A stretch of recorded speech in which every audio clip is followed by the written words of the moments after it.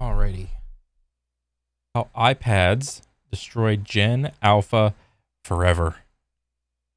Kids don't play outside anymore. A recent survey found that only 27% of children learn, explore, and find their independence outside of the house. Just 50 years ago, it was 80%. People give a variety of different reasons for this, but everyone agrees that it isn't healthy, and it's really dystopian and freaky. I mean, kids are missing out on their Damn, I think it's weird when everyone's just sitting around at a table and, well, it's not weird, but like it's normal, but it's still weird when everyone just like sitting down with their head down in their phone, and it's like, is that what it's like for kids in school? Like, is there even recess? Like, does that time slot even exist still?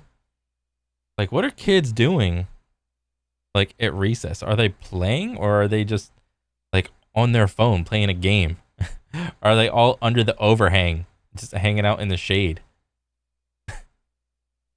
playtime, of actually exploring the world, understanding how it works, seeing the sights of nature, coming together with groups of other children, and learning social dynamics. They're missing out on some of the best moments of their childhoods, and it has a bunch of negative effects later down the line, things which you might recognize in your own experiences, which is why society is drifting into a deep loneliness epidemic. Dang, the loneliness epidemic. Nearly 1 in 4 adults feel lonely. New survey finds. People, especially in Generation Z and Generation Alpha, are becoming more and more alienated from their communities. Nobody knows their Oh yeah, I've seen that little video. are becoming more and more Like the kid playing on on the smartphone and the iPad. I mean, to be honest, I think I was kind of like this when I got a laptop and I still had something going on my TV. Like years ago when I first got a laptop, I was like, oh, that's cool. Like I'd be doing something on my laptop, but I'd keep my TV running on like a movie or something, some movie I've already seen, but I just keep it on just to, I don't know, have it feel cozy or something like that. And you know what's weird is like I can see my mom doing this. Like the TV will be on playing something, and yep, she'll just like either pause it or mute it, and then she'll just be on her phone, just like. And then when she's bored of her phone, she'll go back to the TV. And then when the commercial comes on, she'll pause it, go back on her phone. Go back to the TV, go back to the phone. Back and forth. alienated from their communities. So it's not just kids. It's adults too. Nobody knows their neighbors. Nobody feels a part of a society. But it wasn't always this way. And so to understand why this is happening, and why kids don't play outside anymore, we need to understand a different period. 50 years ago back in time. And see what went so horribly wrong, and how we can fix this. I don't think anything went wrong. How could you say something went wrong? It's just technology came out. Technology emerged. The smartphone is a thing. Going back 50 years, for the kids growing up in the 70s or the 80s, life was a completely different story. It was the opposite from today. Kids weren't cooped up inside playing Fortnite and watching gamers. Instead, they were actively pushed out of the house, and their parents would only call them back for dinner hours later. Most of the time, kids didn't have any guidance or supervision. They had to make their own fun, build their own relationships with other kids, and create their own memories. Yeah. The process of being bored, Yeah, I used to do this all the time when I was a kid. I'd get home from school. Maybe I did my homework or not. And after that, maybe I would play a game or a video game or something. But if I didn't immediately play a video game, I would go over my buddy either Jeff's house or Alex's house. And I would just take my bike, ride down there, and just call some other people up to have their parents drive them over. And we would just, I don't know, we played football, we played hide and seek, or, the cool kid version was called Manhunt. What else? We'd like play Frisbee. What else? If it was hot out, we just turn the sprinklers on. We'd turn the hose on, get the slip and slide out. Just fuck around in the pool. Played soccer, played baseball. I mean, yeah, but once we got tired, we just went inside and played video games on the PS1. Played that Tony Hawk Pro Skater. Play some NFL Blitz. and creating an answer for your own boredom is key, but today it's been numbed so much that it's incredibly rare. All of the skills that kids learned during these formative years gave them what they needed to succeed later on. Plus, it gave lots of kids a much needed break from their home life. Kids with rough childhoods could find a few precious hours of freedom. They could come together with their friends, learn how to navigate social dynamics, and in turn, learn how to be functioning adults. But the first nail in the coffin came when the boomers took charge and started raising the next generation. The 1980s. This was the decade of stranger danger. It was the first time that serial killers were now widely known across America. People were terrified of these names like Ted Bundy and John Wayne Gacy. Bundy was being sought for questioning and the deaths of at least 38 women from Seattle. So what caused this? Did TV cause this? Because these guys wouldn't have been a household name if there weren't cameras there recording this and broadcasting it for the world to see. And then parents would use examples like these guys to justify stranger danger. So was it TV that fucked it all up? Dang. Washington to Tallahassee, Florida, and was just last week placed on the FBI's 10 most wanted list. With the Stranger Danger campaign, it taught kids across the US and the rest of the West to be intimately afraid of being whisked away in a white van from a man offering candy. You've taught your children to be polite and friendly, but have you... I mean, my parents, I think they told me to be like polite and friendly, but like, I don't know, like as a kid, I don't know, like the neighborhood that I was around, it wasn't like, I guess I was lucky in that sense because my neighborhood like wasn't that bad. Like there weren't just like scumbags just rolling around trying to kidnap kids or whatever. You know, every other house had like a kid, and you know, if they saw that like we were outside playing football, sometimes people would just pull up and be like, "Yo, can we play?" We'd be like, "Yeah, sure." Whose team am I on? That guy, or my team? And we just be like, "Okay." You taught them when not to be. Hi there. Do you live around here? Uh-huh. You going to school? Yes. Well, I could give you a ride. Last year, 50,000 children disappeared, many of them from nice, safe neighborhoods. It's a ridiculous idea once you actually look at the statistics. One study actually looked at nearly 800,000 cases of missing children and found that only 1 in 10,000 were cases of stereotypical kidnapping. Oh, damn. 1 in about 10,000 was a stereotypical kidnap. Damn. 99.9% of the time, the kids were with another family member, had run away by themselves, or there was some other explanation. Of course, this didn't stop the 80s news media taking the story of a kidnapping epidemic and running with it. Often they take one isolated story and blow it up into a nationwide frenzy. In 82, CBS told their It's the goddamn news. It's the goddamn news again. audience of parents that 50,000 kids were being kidnapped by strangers every single year, which is an outrageous claim that was disproven multiple times, but the message was already out. Tweet overstates number of children who went missing in the United States in 2020. Ugh. The stranger danger hysteria was everywhere, and it wasn't too long before So that it was reached the start. highest levels of government. President Reagan put together a special task force specifically dedicated to warning people about the malevolent forces outside of the house. Come on, help me. Malevolent. Talk to your children about not talking to strangers, and do it today. A message for your child's safety from the American Medical Association. Warning parents to keep a close eye on their children. Ironically, the whole craze has probably Is this just like fake paranoia? I mean, it's not entirely unjustified because like it did happen, but like the occurrence level wasn't as high as what they made it seem. If the AMA, Medical Association was able to make commercials to warn parents about shit like this. Like, is that just like fear mongering? a lot of negative effects on the health and well-being of thousands of children, if not hundreds of thousands. Either it locked them inside with the people who were actually hurting them, or they got lost or put in a bad situation and were too afraid to ask random people for help. One 11-year-old Boy Scout who got lost was too afraid of the people searching for him because they were strangers, and so he actively hid from them. Even today though, you can trace the need to keep children under lock and key to these measures. It's gone so bad that multiple people have been arrested for simply letting their kids walk alone to school or play alone outside. In 20 2022, one mum was arrested for child endangerment for letting her kids play alone at the park. It didn't matter that she had left them in the care of a family friend. She was added to the Central Registry, which in Arizona means that she could be barred from working with children for the next 25 years. Okay, good luck. Sarah's name was added to the government's official list of unfit caretakers after she briefly ran an errand without her kids in tow. So what, you just left your kids at the park? I mean, shit, man. What? And this was in 2022. 2022. Like, what are you doing?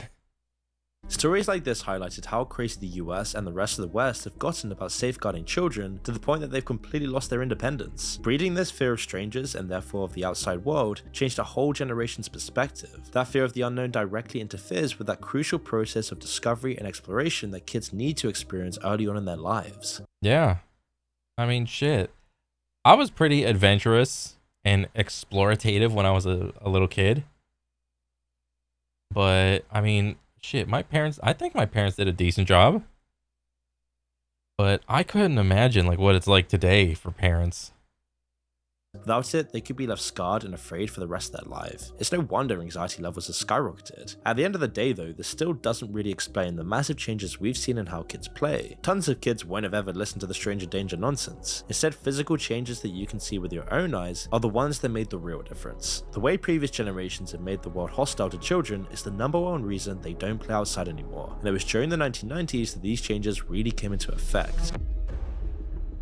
Dang. But before we continue, I want to tell you about Odo, that provides entrepreneurs with a range of applications to simplify the day-to-day management of their businesses. From invoicing, this is accounting, me. I project could use this. management, and one of my personal favorites, website creation. Let's say, for example, you want to create a blog about kids not going outside like this video, or in my case, creating a website to promote my own email newsletter, where I can go into societal topics like this and more. If I want to create a website to promote my email newsletter, all I have to do is use their website building software, as the first app is free for life. And on top of that, they offer a 1-year free custom domain name that has unlimited hosting and support without you ever having to put in your bank details for a nasty surprise. And so once you're on the website configurator, it's super simple. You can choose the color palette or insert your own logo, select the pages and features you're interested in shit, using, that's and easy then as just fuck. choose the theme. And just like that, you have a website. And in building up the website, it's super simple and intuitive, no technical skills required. You simply drag That's and great, drop 'cause I'm not blocks, add technical. content in from the side, and functionalities like animations on top of the blocks, or to change the image shapes. Then you can use their grid feature that lets you lay out and organize these blocks so simply.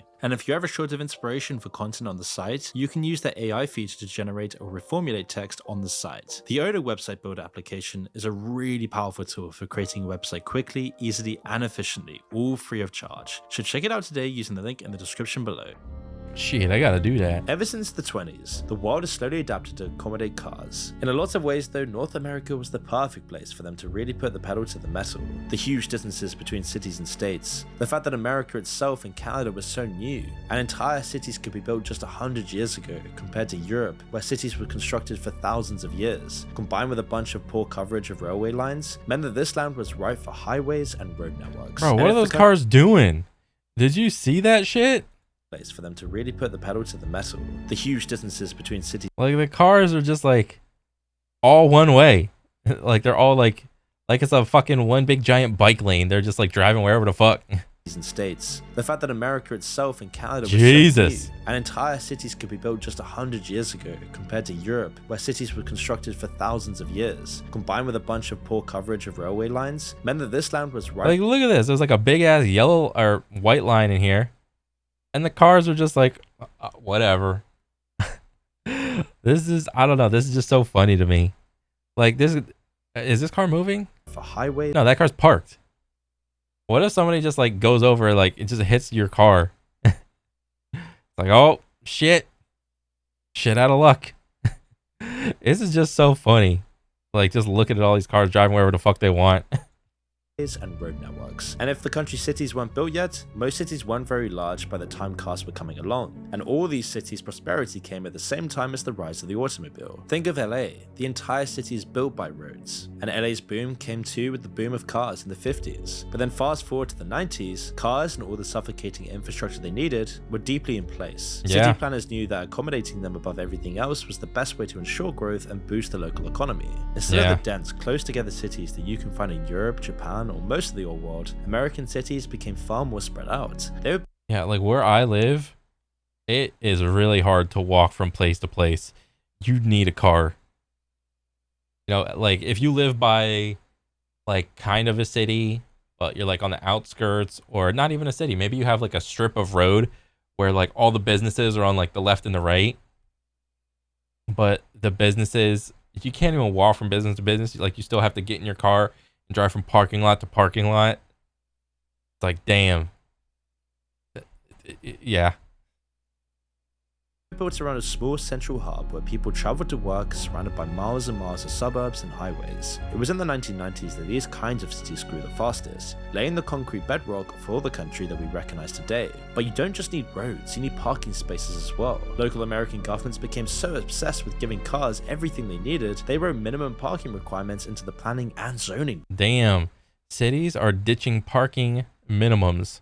Here's what mayors can do next to promote livable cities. 50 plus US cities and towns have eliminated their off-street parking minimums. What can they do in place of parking? A new transit option. That's the next step. A greener, more livable city. Oh, really? I mean, blocks of flats would need at least one parking spot per apartment. Businesses would need a certain amount of parking spaces based on the size of the building. Even churches were required to build one parking space for every 5 seats. Today, the highest estimates say there are over 2 billion parking spots in the USA. 2 billion parking spots cover the country, enough to pave over the entire state of Connecticut. From baseball stadiums in LA to malls in Atlanta, parking lots are bigger than the buildings they surround. Dang, that's pretty true though. Tons of roads in the US don't even bother adding sidewalks. Why bother if everyone's driving anyway? All of these roads and parking spaces are plain ugly and depressing to live around. Oh man, like look at this. Just look. Well, it's because like look at what you're doing. You're stacking everybody up vertically. But I mean, yeah, you could kind of do that with like parking garages. Like I think, is this a parking garage? Is that a parking garage? This is like a or are these cars? I don't fucking know. But probably not. That's like a building. I was gonna say like you can stack people up in working environments vertically, but imagine if you were to like spread out this like parking garage, this parking building, like all out here. It would take up like 4, 5, 6 like times the space. It's crazy. I mean, but what causes that? Like people, like businesses have to hire people from like that live further and further away. Like I'm pretty sure a lot of people have jobs that they just like hate the commute to their job. It's like 30, 40, 50 plus minutes, like maybe an hour or more. That's annoying. Having to drive so far to your job and you have to be accommodated for. Like a business just can't go up and you expect to like employ people like around the community and hope that people would, I don't know, bike to work or some shit like that, or walk to work, or, you know, use whatever little wheelie doodad. I mean, yeah, that's possible like sometimes, but the chances of some building and, you know, imagine all the employees and all the different titles that are required of like some random ass building. Like to just pick a building in here, any random ass building, you're going to need a certain set of skills to have like a person be in that position. And what are the chances that you're gonna find someone like near that has a house like out here? I mean, maybe you could find someone, or maybe you could just be like more picky. If no one like, if no one you like is like living over here that can like go to this job or has like the specific skills, it's like, well, what do? You gotta go online, and then you go like, you pick the radius, like, oh, somebody within 50 miles. It's like, okay, they're like an hour away. They got to do an hour worth of like commuting, and that's fucking annoying. And depressing to live around. It's what makes European cities look like this and American cities look like this. But most importantly, these changes were awful for kids. The most obvious problem is how dangerous they are if you're not in the car. Having the majority of your world dominated by fast-moving death machines made walking around hazardous. Not to mention full of pollution that you're breathing in everywhere you go. I mean, the rise of asthma is just one point, but even ignoring that, it makes the whole outside world so much more boring anyway. Any kid wanting to play outside can only find the same grey roads, green lawns, for miles in any direction. That's if they were even allowed to explore outside by themselves. Kids also lost their independence because of this. If you grew up in the countryside, you could walk for miles in any direction. In a city, public transport would give you pretty much unlimited access beyond where your own two legs could take you. But the majority of kids in America grew up in cookie-cutter car cities that became so common in the 90s. These suburban kids were either driven by their parents or they didn't get out at all. It was kind of alright for those lucky few with parents rich enough in money and time to take them places. But the next decade would like, my parents weren't like rich by any means. I was like a middle class to lower middle class like family, and I don't know, I think I was just like lucky in that respect. We weren't even like middle class. We were like, we had like a bunch of like random ass fucking used cars. My mom never, I don't think my mom has ever had like a new car. It's always been like the next used car. You know, same thing with me. I've never had a new car. It's just the next used car. make sure that rarely applied. The 2000s. You see, the 2000s didn't just continue the trends we've been talking about, they took them to the next level. Instead of just cars, we saw the rise of the SUV. It wasn't enough for Americans to just own a normal car anymore. Everyone started buying much larger, more dangerous cars which took up entire roads by themselves. Cities responded by widening all those wide ass fucking SUVs and shit, yeah. lanes, making bigger parking space. Well, not even that. It's the SUVs and the trucks. United States, everybody has a fucking truck, or you know someone that has a truck. You don't want to own the truck, because if you own the truck, you're going to be getting phone calls like, bro, can I borrow your truck? Can I borrow your truck? I got to move something. I got to haul something. Can I use your truck? Blah, blah, blah, blah, blah. You know, trucks are huge and just as wide, if not wider, than SUVs in some cases.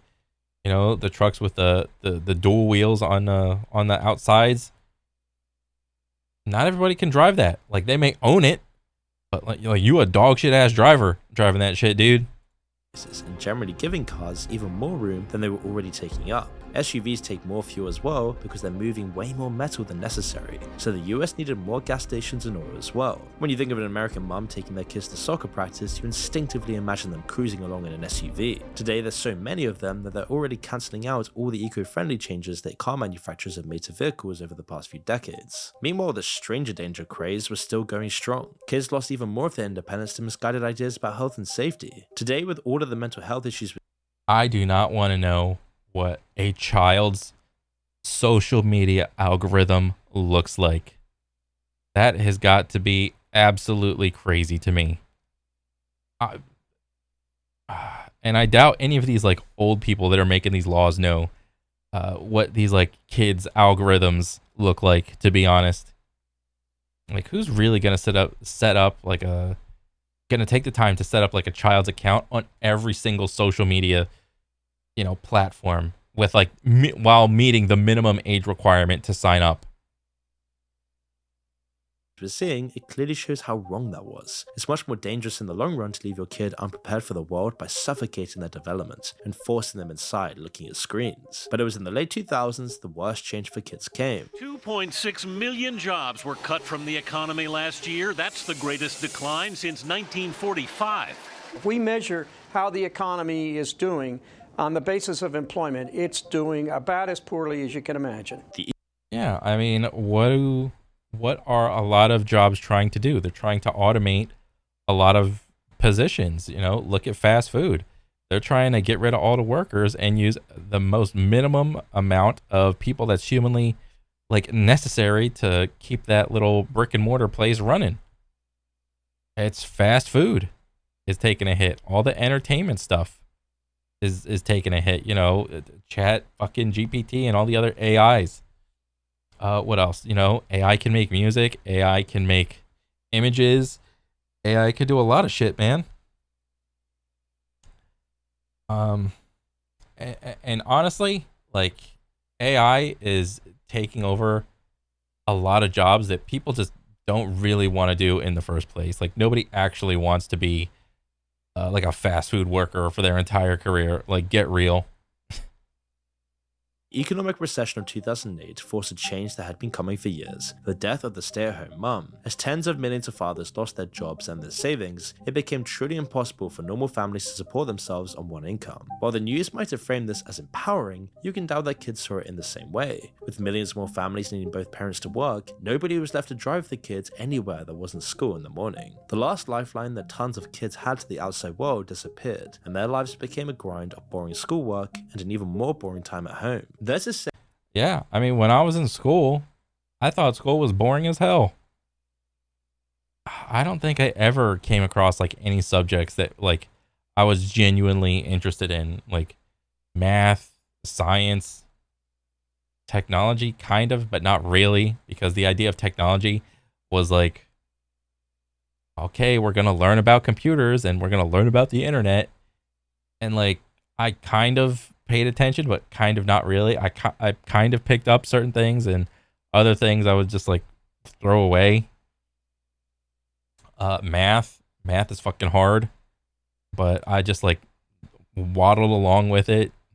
I did just enough to get by. History, I was meh. saying that it takes a village to raise a child. Mum and dad can't be there all the time, so who's left to step in and fill the gap when they aren't there? But unfortunately for many families, this is no longer a viable option. The cities that people live in today aren't built with that in mind, as they lost the usual gathering places like churches or parks, which was swallowed up by car infrastructure, Starbucks, McDonald's, and so only places like big business and cars. How do these people have any money to be shopping at a physical mall? malls and giant chain stores were left. Slowly, each last refuge for children was blocked off. Towns installed spikes and bolts. Oh yeah, I heard about this. The what is this? The anti-homeless architecture or something like that. So it's it's fine for these benches to be like this, but if a homeless person goes to try to sleep on this thing, it's just gonna be so uncomfortable.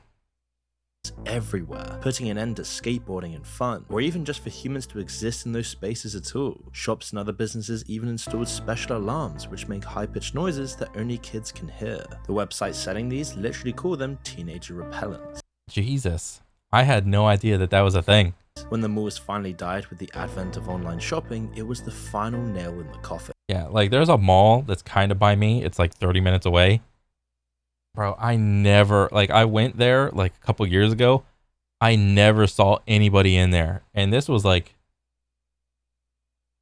mall that when I went there as a kid, it was slam packed full of people. There was a merry-go-round. There was people, what do you call it? They're walking around just trying to sell you food and samples. Come to our store, come to our store. Now, if I go there, I bet if I go there today, there's just not gonna be anybody there. People, there's fucking Amazon. Why would I go to a mall when I could just get my shit off of Amazon or whatever? Want me to waste gas? I don't think so.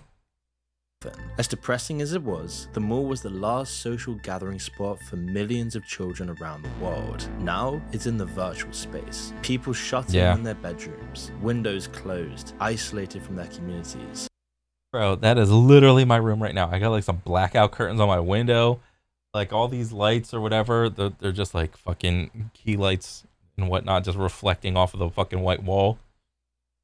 Like there's a lot of black in the background, but other than that, it's just like my computer shit. And yeah. No free play, no exploring, no social dynamics, just consuming content and being yet another iPad kid. I mean, never mind that these measures were only put in place because society had destroyed pretty much every other outlet for kids. Things like video games and social media might have felt like a savior for kids. Finally, it gave them some form of interaction with the outside world. In reality though, it's probably been the most destructive and damaging development for kids in history. We saw I mean, shit. I would probably say yes and no because I met a lot of friends, like just online in general. Like I've met a lot of people that I would consider friends, like while playing video games. So it's not like all doom and gloom. social media really take off in the early 2010s, which was precisely the same time that the mental health issues in young people shot up, without any other outlets to explore and learn about the world and themselves. And besides, like how iPads destroyed Gen Alpha forever, like why are we allowing kids to make social media accounts? Like whatever age, pick your age, 18 and under, 17 under, 16 and under, 14 and under. Like isn't like Instagram like you have to be like what, 16 to make an account or something like that? Whatever the fucking minimum age is, like you should not be allowed to make an account when you're a kid for social media. I don't want to be sitting here arguing with some little kid over the current politics of like US economy. All right, I don't care about some little kid's opinion on whether or not the presidential debate was good or bad. I don't care about that person's opinion.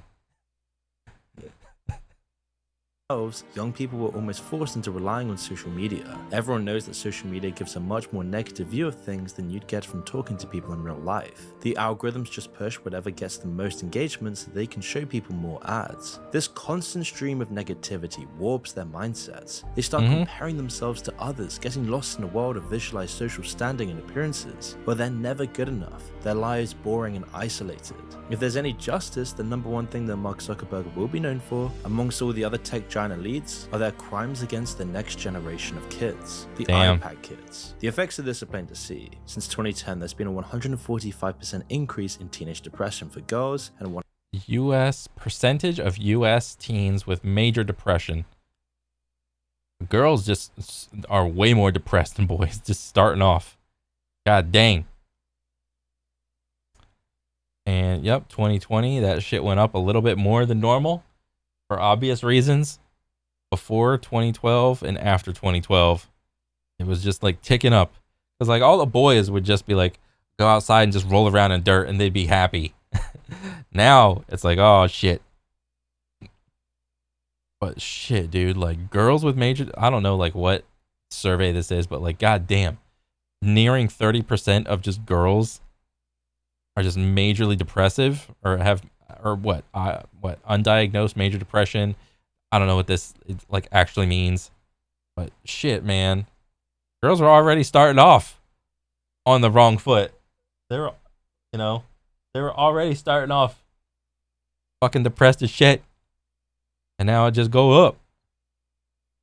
161% increase in boys. Anxiety's through the roof, nearly doubling in US adults aged between 18 and 25. And it's not really that hard to see why. Stripped of the crucial development kids need to face the world, they're left unprepared for its many challenges. And of course, we can't ignore the elephant in the room. Kids today are going through an existential crisis, so it makes sense that they'd be showing the symptoms of it. As they grow up, they're bombarded with the fact that their lives probably won't be as good as their parents. They probably won't be able to afford a house. They will have a much harder time building. Yeah, I mean, shit.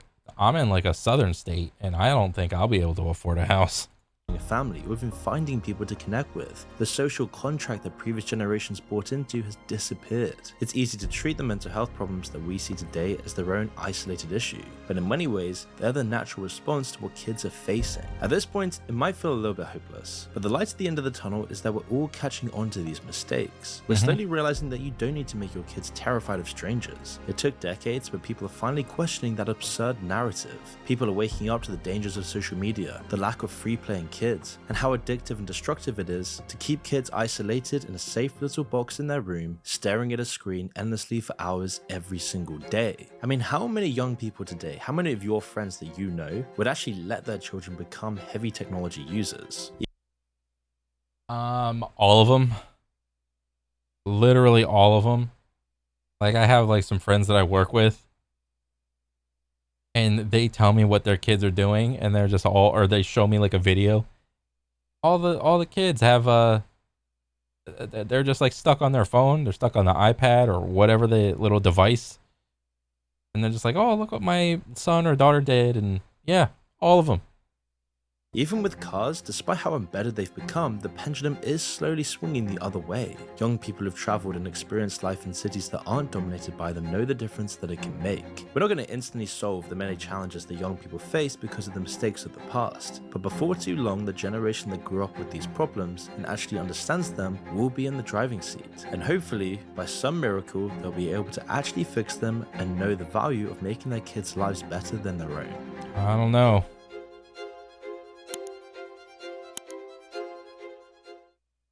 I don't know, man. I don't know if it'll ever get fixed or get better or however you want to make it. But shit. That's just a shitty situation, man. I would not want to be a kid, like just be brought up in like modern times. Oh my God, that sounds so miserable. Fuck. All right. Good video. I mean, I still like listen to like Moon's opinion on like stuff like this. I know it's just like a little persuasive essay or whatever. But yeah, I mean, these are just like important questions, man. Like whether you have like some money, no money, or like a lot of money, like I guarantee you got like people you know, or maybe your kids, you know, they just interact with iPods, or not iPods, iPads, smartphones on the daily basis. And what, are you going to sit there and scrutinize how long they're on there? You're going to look at their screen time? Oh, I'm on my phone for 5 hours this year. Oh, but last year was only 4 hours. Like, shit, is that going up? Up and up? Is your attention getting shorter? Can you not bear long form content anymore? Shit, I don't know, man. But overall, good video. I want to see more. Keep it up, man. And yeah, that's pretty much it for me. I'll catch you guys on the next one. All right, later.